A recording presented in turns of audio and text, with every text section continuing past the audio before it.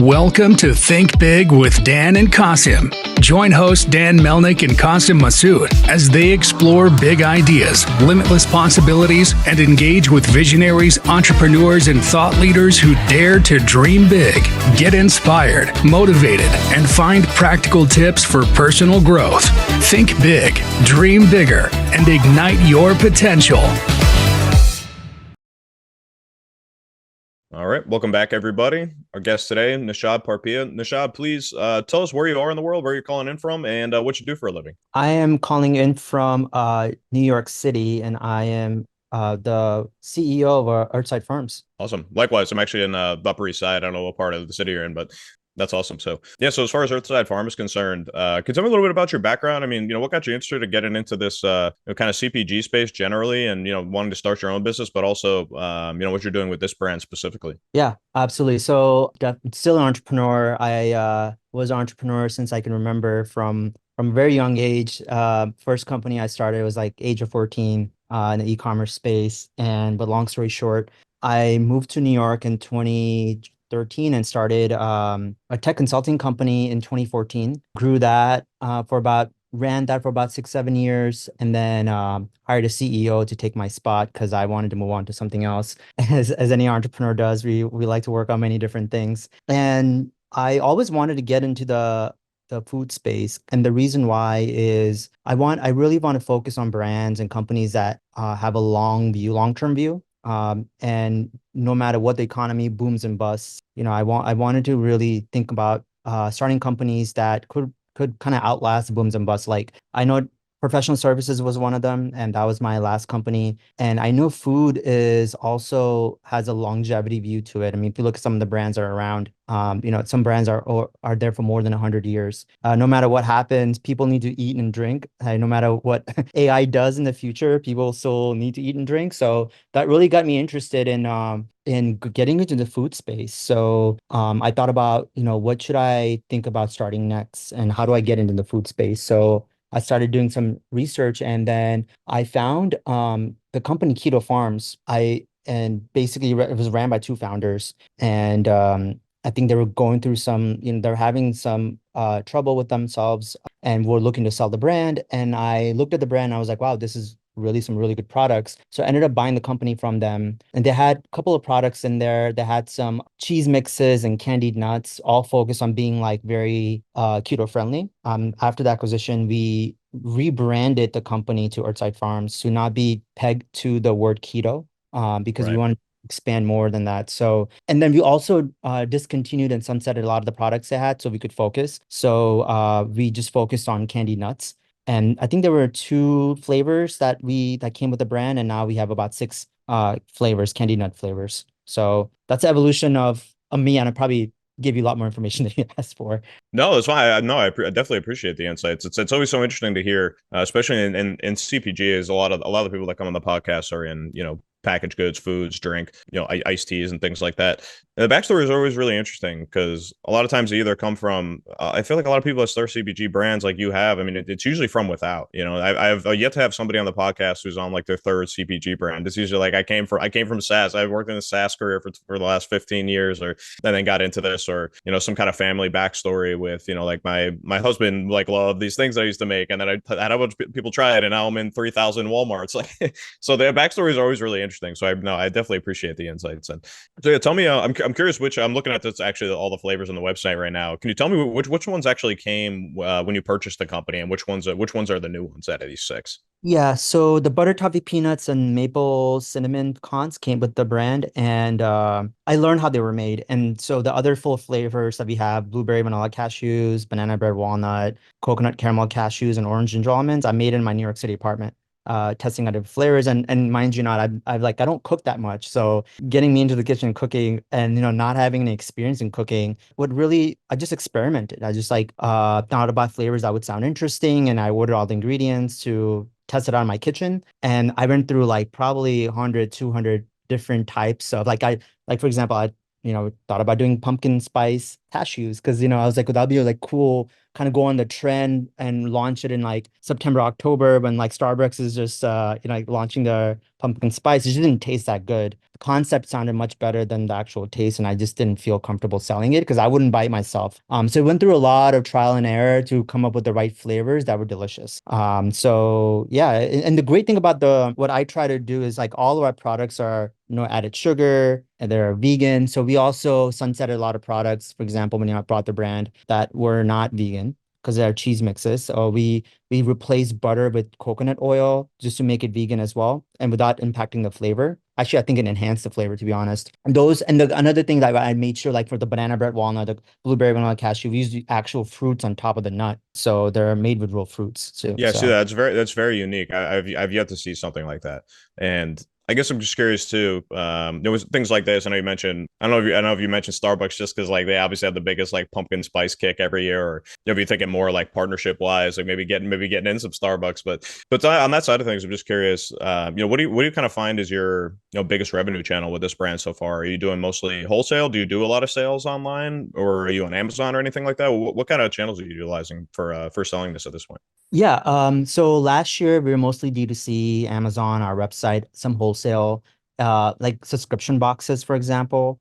Those were our like main focus. And then we realized to really grow the company, we would have to focus on retail. Like retail wasn't a focus for us. And then middle of last year, we really decided to like, if you really want to take this brand to the next level, we will have to get into retail. So long story short, like we were very successful in getting retail. We're getting picked up by distributors from different retail channels. And earlier this year, we found out that Walmart is taking us starting this August. So we'll Awesome. be in Walmart in August 2024 in the front checkout aisle, which was a huge news for us. You wouldn't think like Walmart will be your first big customer, but they really liked our product. And yeah, and I think just our the taste and the better for you candy nut speaks for itself, and also our unique flavors really attracts a lot of consumers because you can't find this anywhere else. So I think moving forward, our biggest revenue driver will be the Walmarts of the world, and this retail being on the shelf is going to be our biggest sales channel.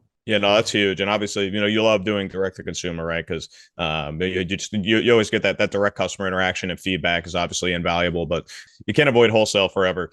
If you're doing something like this, you really want to scale because it's too good for the brand recognition. Even though typically margins might be better selling D2C or even through Amazon, and be able to get that feedback and interact directly with customers is super valuable. But so are you giving me in any other stores besides Walmart? When I look at this, Mike, I think Whole Foods first. Just because it's vegan and like kind of a healthier option to other things that exist that are just loaded with sugar. Like this, the thing that cover the nuts are made with sugar, then sprinkled with more sugar on top. So this seems like a more of a whole food fit from the outside looking in. But I don't know this brand. I don't know your company. So do you have any other things kind of working, or have you worked with any other wholesale markets other than Walmart, or you just guys got kind of the first in what you're kind of working on now? Yeah, absolutely. So that's a good question. I think a lot of people do think Walmart is like not like I think Walmart's trying to be more innovative, right? Like they're taking Hmm.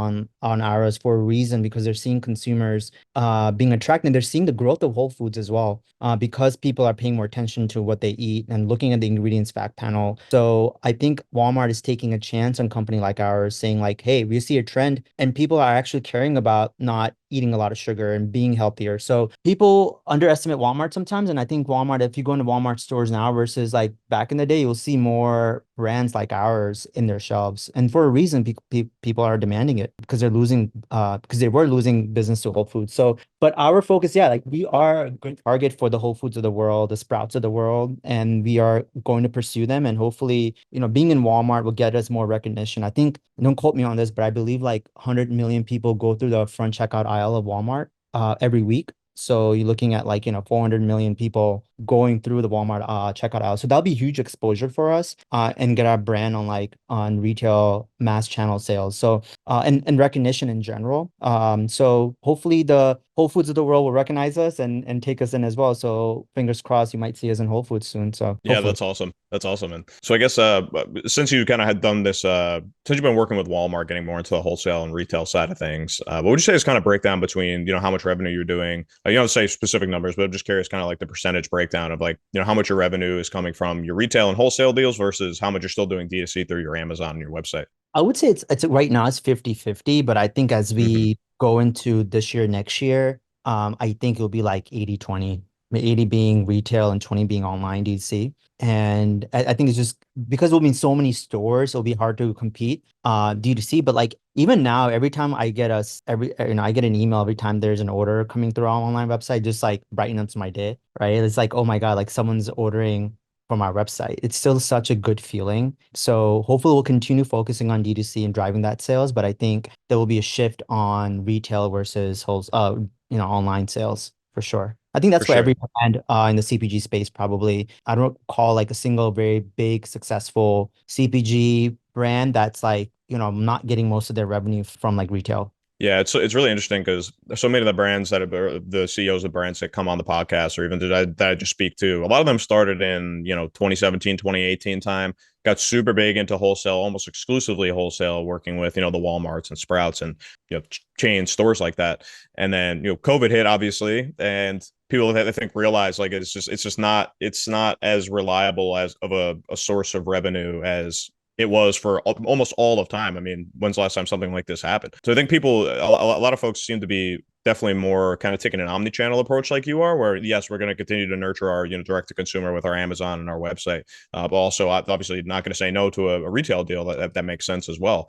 The brand recognition is too good, and I mean, you can't kind of you can't expect something like that to happen again. But I think people are just a little bit wary of putting all their eggs in one basket, whether it's D2C through their e-commerce or all on Amazon or all in retail. So I think you're right. I mean, I think people probably expect to be mostly wholesale revenue driven, but definitely continue to nurture the other side with D2C as well, which seems like what you're doing. So Yeah, and I think like you can capture more of your fan base D2C and like hmm. when you do art, like when we're coming up with new flavors, it's really easy to get feedback from the customer to like launching on Amazon because Amazon customers are brutally honest if they don't like something. And so like, if you launch a new flavor, you give it to your friends and family, yeah, they'll give you feedback, but like you still like questioning, hey, are they being honest with me, or are they just kind of being saying they like it because they know me and they don't want to hurt my feelings. So I think Amazon is such an amazing way now to launch and trial your product. Like if you have a new flavor coming out, just put it on Amazon and just let the reviews tell you what people think about it. So should we keep it on or as a product line or new flavor or not? So I think like it's such a great way to like launch and get feedback. No, it totally is. And can you give me an example of, I'm just curious. I mean, all these flavors sound incredible. I mean, I want to try all of them. But have you had something in the recent past that you've tried that you trialed on Amazon that you got like maybe not the best feedback and maybe shelved it? Well, the feedback we got mostly through Amazon, I think has been like, the fruit's not sticking on top of on the nut itself. So like, Oh, okay, when interesting. you like for example, our blueberry vanilla cashews, like the blueberries would go in the bottom of the bag because by the time you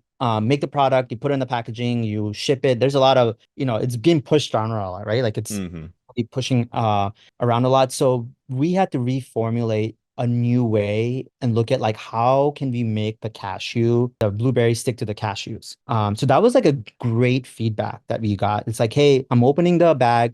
My user experience, and when you look at it, it's like, I'm just getting cashews and the actual blueberries while I'm buying your product. It's all on the bottom of the bag. So that really was amazing feedback for us to go back to the lab and look at how can we make the product stickier without adding preservatives or some other unnatural ingredient. So that was a challenge for us. We spent a lot of time making the product better so that when you eat that cashew, the blueberry vanilla cashew, you're tasting the blueberries as well, not just the cashew, because then why else would you buy it? So in that aspect, it was great feedback for us that really made us go back and do a lot of research on how we can make the product stickier, Yeah, so literally. if you want me asking, what was kind of what was kind of the end of that journey? I mean, think about it and trying to figure it out in the lab and with your manufacturers. I mean, what did you end up doing to solve that problem? Yeah, so good question. So, obviously we looked at like other brands, right? Other candy nut brands, and they're made with sugar. Sugar is naturally sticky. So we didn't have that Right. option. We didn't use sugar. So we were like, okay, can we increase the amount of coconut oil? Should we decrease it?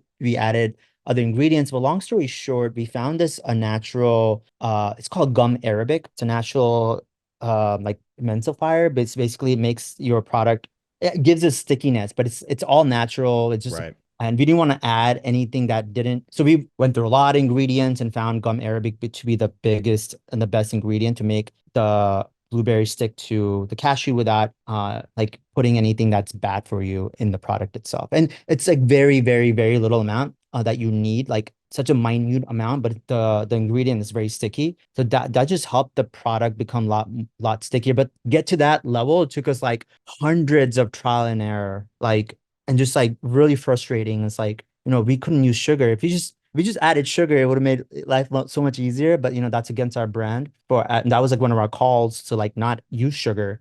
So we could have taken the easy way out and just added a bit of sugar to make it sticky. But we decided we stuck to our guns and did an R&D and found gum arabic to be the one ingredient, which no one, I didn't know what gum arabic was, right? And then we did a lot of research, a lot of trial and error to find that. So now we have now we, our no matter how much we shake the product, it sticks to the nut itself. So that was a journey within itself. But we wouldn't know that otherwise if it wasn't for the Amazon reviews, for example. Because like when you sell to retail, no one really reaches out to you and like puts a review, right? But like D2C, you get that direct feedback from the customer, and then you kind of understand what if they like the product and what they don't like about it. Yeah, it's incredibly useful, and one of the common denominators and advice that I get from other CPG brands that come on is exactly that. Is kind of a testament to the story in your product development, like you just talked about. It takes a long time if you're trying to solve even just like a kind of a what's seemingly a minute issue. It's like how we make the fruit stick better. It's like it could take you, upwards of 6 to 8 months and even longer, years sometimes, to really figure things out and optimize and make it the way that you want, all the while doing it, the way that you want without adding any sugar. And that's part of the problem with, a lot of these brands have been around for 100, 150 years. It's just little shortcut after a little shortcut. And all of a sudden we have, 25 ingredients that you can't pronounce. Nobody knows where it comes from or how it's made or whatever. We're starting to realize what effects it can have on us, but only hundreds of years later. So yeah, I think it's incredibly important, and that's why it's so important to nurture these online channels. Even though as you say, and what is definitely true is like most of your revenue is going to come from your wholesale and your retail if you're doing a product like this. But that's why it's so important to continue to nurture this other side of the business too. And to that point, I guess I'm just curious. There's obviously a ton of channels and ways to market your stuff to your e-com site, to your Amazon store. So what kind of channels do you find yourself utilizing and having the most success with in driving online revenue, whether it's through the website or through your Amazon? Yeah, I think you got to take a multi-channel approach when marketing. Mm-hmm. Obviously the most obvious ways are like doing social, giving discounts to your loyal customers, email. I think also influencers help, having people who trust others and their opinions recommend a product goes a long way because you have that like trust in there, which as a brand, you come off as a biased source, right? So, and I think also like from a retail perspective, reaching out to the buyers of different retailers and showing performance at the end of the day. And like, I think nothing beats having a good product in my mind, right? And that was like the core principle. Like, could we have launched a pumpkin spice cashew? Sure, but like it didn't taste good. Like we tried so many variations of it, and we just decided it wouldn't be. It's not something I would buy. I didn't taste. It didn't. It wasn't tasty, right? So I think we do a lot of R&D to ensure the taste. At the end of the day, taste can't be as our number one thing. Like it can't be compromised. For example, it did take 6 to 8 months for us to find the right solution to help have it stick. And the most we didn't want to compromise on the taste. What can we do to help the bit stick, like the blueberry stick to the nut, without compromising on the taste and like the better for you category that we were in? So that took a lot of work, but eventually figured it out. So I think having a good product itself is the biggest marketing that you can have. No, it's so true. And if you were to make something like that, like the pumpkin spice nuts, like it would have sold. You know what I mean? Like it's just on its face. I mean, if somebody didn't try it, like if I saw that, I would certainly buy it. But you said it wasn't good. Like maybe it comes back around someday in the future. But it's about the buying again with CPG. I feel like it's the biggest thing. Whether people are buying it off shelves or buying it directly from you. And you see something like this, like it's an interesting flavor. I haven't seen something like this before. I like the way it looks. Like it just seems like it's for me. There's no added sugar and it's vegan, so you can get a lot of like initial business that way. But like you say, yeah, I mean, if the quality isn't there and the taste isn't there, the recurring business is what really makes you in CPG. And so I think that's a really healthy perspective. And I think it's important for other people to understand too. Is there might be you might come to a decision where, you might compromise a little bit on taste for the sake of, your cost, or the sake of, some kind of function, like getting the fruit to stick in your case, that could compromise, other parts that might hurt your bottom line even worse. So there's a lot of decisions to be made, during the time of, developing a CPG brand. And, I think it's important, again, for people to hear. We have a lot of entrepreneurs that listen to the podcast. I think it's really important for people to hear from somebody like you who's had some success in this space, that you didn't compromise, you did things the right way, even if it took a little bit longer. Yeah, I think it's really important. So Yeah, absolutely. Completely agree on that. yeah, for sure. Let me ask you, one thing I always love to ask everybody that comes to the podcast. Obviously, you've been an entrepreneur for a long time. I know this kind of CPG space is a newer venture for you. So I'll ask you, kind of if you could go back to the inception of, creating this brand at your first launch. If you give yourself one piece of advice, I mean, personal, business, whatever it is, since you started this brand specifically, what do you think that one piece of advice would be? I would say for CPG specifically, like managing cash flow is huge. And I think understanding that you need a lot of cash to grow this business is probably the number one feedback I would like advice I would give to myself. Looking back at it, is like you just need to make sure you have good cash flow and you have a lot of cash to grow the business. Because in order for you to be $1 million business, you need to have $1 million of inventory to be able to sell $1 million worth of product. So that $1 million has to come from somewhere. So either, I think that's why a lot of CPG brands don't make it, because like they don't understand. I didn't understand how much cash was required.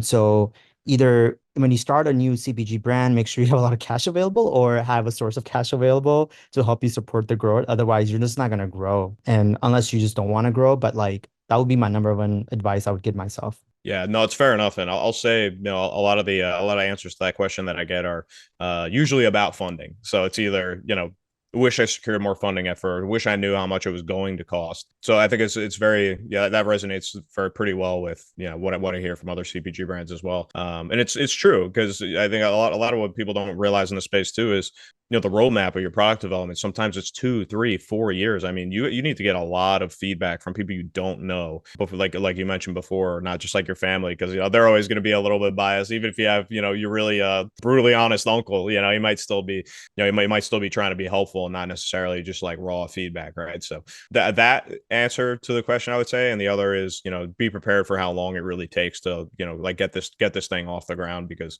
the product development takes a long time, setting up your manufacturing takes a long time, landing wholesale deals takes a while, doing SEO if you're trying to do more e-commerce is a long game. So it's definitely not a overnight success, or even if you go viral, I mean, you still have to find the the manufacturers to make the stuff to fill the demand. Even if you get 100 million followers on TikTok and everybody wants to buy it from you, it still takes time to set those things up to be able to deliver on those things, right? So I think that's really insightful. And again, I think it's important for people to know that. Anybody might be listening who maybe is on the precipice, they have an idea, they want to get into this space, just to know, make sure you have your money right, make sure you're understanding your cash flows, how much you have and how much everything is going to be. It's probably going to be a little more than you maybe think in the beginning. So yeah, I really appreciate that. And I also just want to give you a quick opportunity to just shout out your socials, your website. Anybody listening to the website, they want to get in touch with you, they want to figure out where they can buy this stuff or buy direct from you, even let everybody know how to stay in touch with you guys. Yeah, reach out to us at earthsidefarms.com. Hello at Earthside Farms. I check my emails, check that email address personally. Instagram at Earthside Farms, all the social channel at Earthside Farms. So, and yeah, would love to get feedback and try our products. Awesome, man. That sounds great. Well, I really appreciate your time and coming on today. I wish you nothing but continued luck and success, my friend. Thank you. Thanks, Matt. Thanks, Naushad. Thanks, everybody.